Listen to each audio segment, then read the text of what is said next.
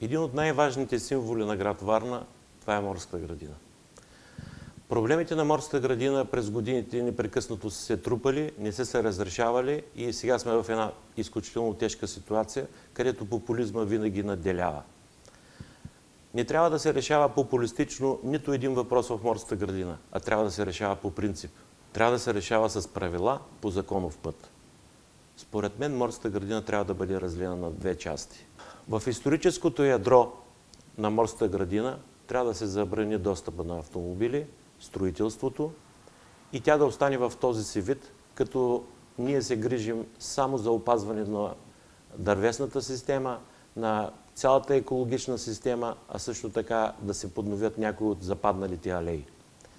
В останалата част, която се намира на север от Делфинариума, е изключително важно да се има в предвид, че през годините същата тая община е давала непрекъснато разрешение за строителство на сгради, гаражи, различни видови игрища, ресторанти, хотели, а частта Салтанат е над 60% частна собственост. Не може с лека ръка да разрешим въпроса и да забраним на тези хора достъп до Морската градина по простата причина, че те няма да могат да влязат в правата си на собственици, при това по законен път придобили тази собственост с разрешение от общината.